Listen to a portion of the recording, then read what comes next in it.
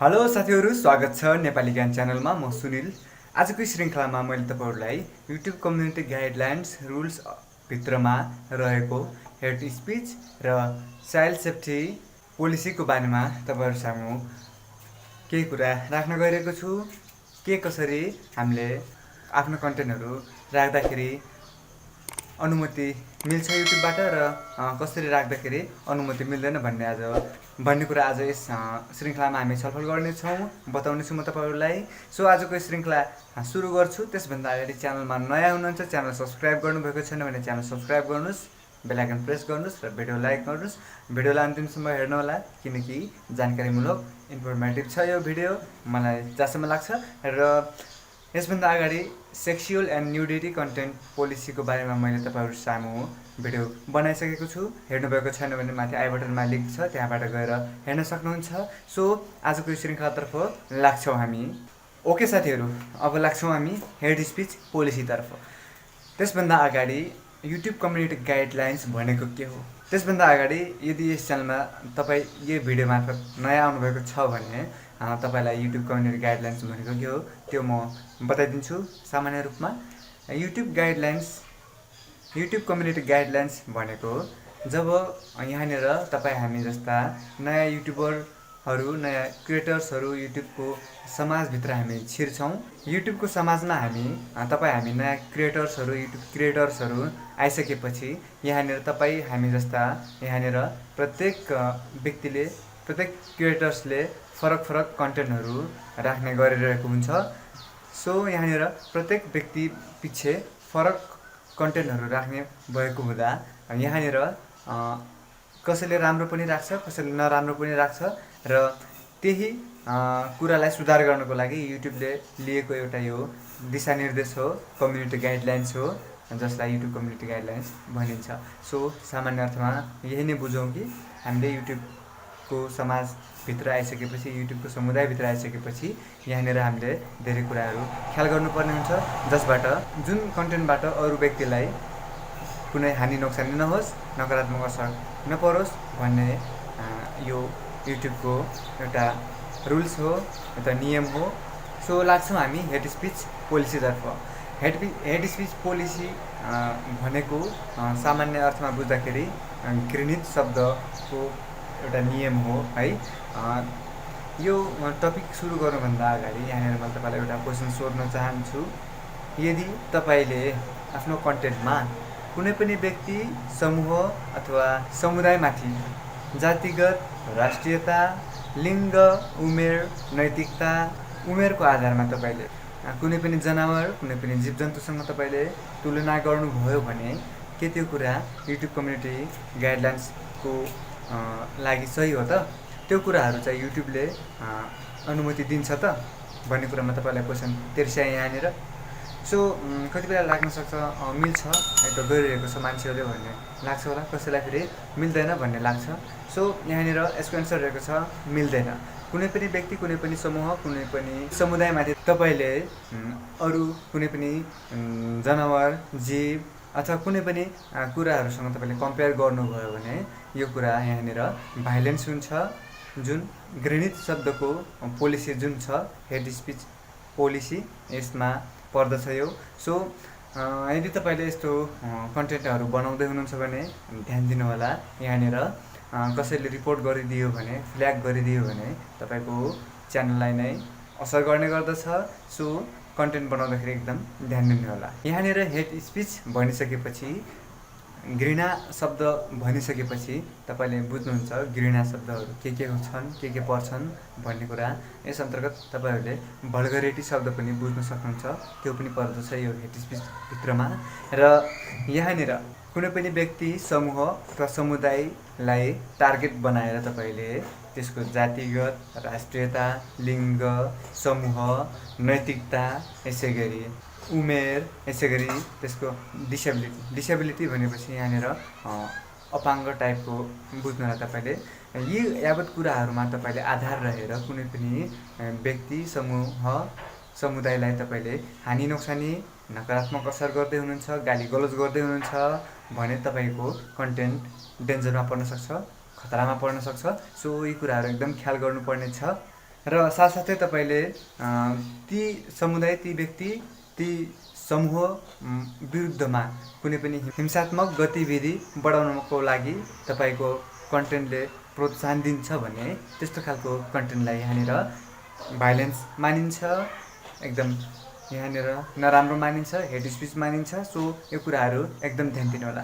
यहाँनिर अब मैले तपाईँहरूलाई बताउन गइरहेको छु हेट स्पिच अन्तर्गत के कुरामा अनुमति दिन्छ त युट्युबले भन्ने कुरा यहाँनिर ध्यान दिनु होला।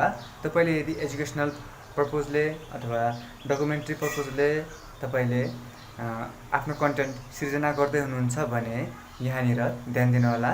तपाईँले आफ्नो विचार, समर्थन आदि कुराहरू मात्रै तपाईँले आफ्नो कन्टेन्टमा प्रयोग गर्न पाउनुहुन्छ, जसबाट अरू कसैलाई हानि हुँदैन।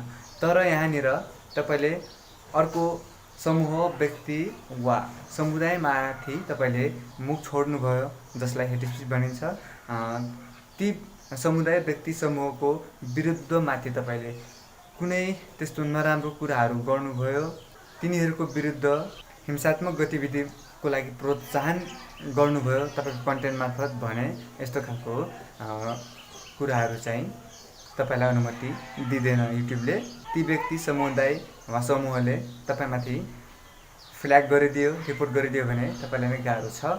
र यसै गरी यहाँनिर कुनै पनि एभिडेन्स, कुनै पनि प्रमाणको आधारमा तपाईँले अरूलाई उत्कृष्ट देखाउनु भयो भने त्यस्तो खालको कन्टेन्टमा कुनै असर गर्दैन। तर त्यही एभिडेन्सको आधारमा अरू कसैलाई तपाईँले तल्लो स्तरको देखाउनु भयो, उसको नैतिकतालाई हानि गर्नुभयो भने यस्तो खालको कुरामा, यस्तो खालको कन्टेन्टमा यहाँनिर फ्ल्याग लाग्छ, रिपोर्ट लाग्छ, यदि त्यो व्यक्तिले चाह्यो भने। सो एकदम ध्यान दिनु होला यस्तो खालको कन्टेन्ट बनाउँदै हुनुहुन्छ भने। सो साथीहरू, आफ्नो कन्टेन्ट बनाउँदाखेरि साथसाथै आफ्नो कन्टेन्टमा हेट स्पिचलाई एकदम ध्यान दिनु होला। सो साथीहरू, यसै गरी म नेक्स्ट कन्टेन्टमा जान्छु, नेक्स्ट टपिकमा जान्छु, जुन चाइल्ड सेफ्टी पोलिसी रहेको छ, नाबालिग बच्चाहरूको सुरक्षाको पोलिसी, नियम। यो टपिकतिर लाग्नुभन्दा अगाडि भिडियोलाई अहिलेसम्म हेर्दै हुनुहुन्छ र च्यानलमा नयाँ हुनुहुन्छ भने च्यानल सब्सक्राइब गर्नुहोस्, बेल आइकन प्रेस गर्नुहोला र साथीहरूसँग पनि सेयर गर्नुहोला सकिन्छ भने। साथीहरू, यहाँनिर चाइल्ड सेफ्टी भनेपछि बुझ्नुभएको छ बच्चाहरूको सेफ्टी, नाबालिगहरूको सेफ्टी। नाबालिग भनेपछि यहाँनिर 18 वर्षभन्दा मुनिको बालबालिकालाई बुझिन्छ। तपाईँले आफ्नो भिडियोमा, आफ्नो कन्टेन्टमा 18 वर्षभन्दा मुनिको बालबालिकालाई प्रयोग गर्दै हुनुहुन्छ भने त्यहाँनिर तपाईँले यौन दुर्व्यवहार गर्न पाउनु हुँदैन। यसै गरी खतरनाक, असुरक्षित कार्यहरू गरिरहेको भिडियोहरू राख्न पाउनु हुँदैन, जसलाई हार्मफुल एन्ड डेन्जरस कन्टेन्ट भनिन्छ। र यसै गरी तपाईँले भावनात्मक रूपमा तपाईँले कष्ट दिएर, दुःख दिएर आफ्नो कन्टेन्टहरू राख्न पाउनु हुँदैन। जस्तै कि यहाँनिर ध्यान दिनु होला, तपाईँले आफ्नो भिडियोमा 18 वर्षभन्दा मुनिको बालबालिकालाई देखाउँदै हुनुहुन्छ भने यहाँनिर ध्यान दिनु होला। सेक्सुअल कन्टेन्ट भनेपछि म तपाईँलाई सानो उदाहरण दिन्छु। सेक्सुअल हरासमेन्टमा, जसलाई सेक्सुअल हरासमेन्ट पनि भनिन्छ, सेक्सुअल कन्टेन्टलाई सेक्सुअल हरासमेन्ट भनेपछि यहाँनिर तपाईँले ध्यान दिनु होला। तपाईँले खालि फेसको मात्रै कुरा गर्छु म, फेसमध्ये तपाईँले खालि मुखलाई मात्रै पनि देखाइदिनु भयो भने है, 18 वर्षभन्दा मुनिको बालबालिकाको तपाईँले मुखलाई मात्रै पनि देखाइदिनु भयो भने त्यहाँनिर सेक्सुअल हरासमेन्ट मानिन्छ। यसलाई आफ्नो कन्टेन्टमा यी कुराहरू एकदम ख्याल गर्नुहोला। यदि जो पीडित छ, जो त्यो भिडियोमा देखिएको छ, त्यो व्यक्तिले रिपोर्ट गर्यो भने तपाईँको च्यानलमा कम्युनिटी गाइडलाइन्सको स्ट्राइक आउन सक्छ। सो ध्यान दिनु होला। सो मैले मुखको मात्रै उदाहरण दिएको हो, बाँकी त आफै बुझ्नुहुन्छ। र यसै गरी हार्मफुल एन्ड डेन्जरसमा तपाईँले बुझ्न सक्नुहुन्छ। जस्तै कि मानौँ तपाईँले बाइक चलाउन सिकाइराख्नु भएको छ भने यस्तो खालको कन्टेन्ट चाहिँ युट्युबले अनुमति दिन्छ। तर तपाईँले यहाँनिर बम गोला बनाउने, बन्दुक चलाउने, यसै गरी हात हतियार चलाउने, यसै गरी पटाका फोड्ने, जस्तै त्यस्तो खालको अलि खतरनाक कुराहरू, डेन्जरस कुराहरू तपाईँले सिकाइराख्नु भएको छ भने त्यस्तो खालको कन्टेन्ट, त्यस्तो खालको भिडियोलाई अनुमति दिँदैन युट्युबले। सो ध्यान दिनु होला। र यसै गरी यहाँनिर इमोसनल, जुन भावनात्मक दुःख कस्तो भनेको थिएँ, भावनात्मक हिसाबले तपाईँले बालबालिकालाई यौन दुर्व्यवहार गर्न पाउनु हुँदैन। कुनै पनि कुरामा तपाईँले भावनात्मक हिसाबले गएर जबरजस्ती काममा लगाउनु लाग्नुभएको छ भने ती कुराहरू तपाईँले भिडियोमा उतारेर राख्नुभएको छ भने त्यस्तो खालको कन्टेन्टलाई यहाँनिर चाइल्ड सेफ्टी पोलिसी अन्तर्गत पर्दछ। सो यस्तो खालको कन्टेन्ट बनाउँदै हुनुहुन्छ भने ध्यान दिनुहोला। सो यसै गरी यहाँनिर मैले तपाईँलाई बताउन गएको छु, कुनै पनि कन्टेन्ट बनाउँदाखेरि तपाईँले जो सब्जेक्ट छ, जो व्यक्ति छ, त्यसको त्यो व्यक्तिको अनुमति बिना तपाईँले भिडियो बनाइराख्नु भएको छ र पछि गएर त्यो व्यक्तिले त्यो भिडियो हेरेर उसलाई मन परेन भने उसले रिपोर्ट गर्छ।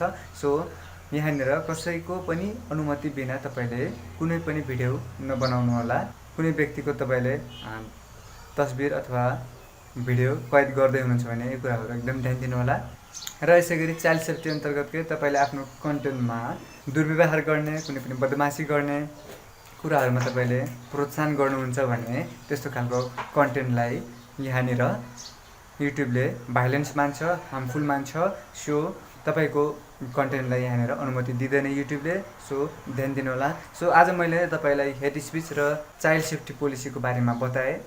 जहाँसम्म मलाई ज्ञान थियो मैले तपाईँहरूको सामु प्रस्तुत गरेँ। सो आजको श्रृङ्खला कस्तो लाग्छ एकदम दिलै खोलेर कमेन्ट गर्नुहोला। भिडियो मनपर्छ भने लाइक अवश्य गर्नुहोला। च्यानल सब्सक्राइब गर्नुभएको छैन भने च्यानल सब्सक्राइब गर्नुहोला। भेट होला नेक्स्ट युट्युब कम्युनिटी गाइडलाइन्सको रुल्समा। सो आजको श्रृङ्खलाबाट छुट्टिन्छु। नमस्कार, फेरि भेट होला।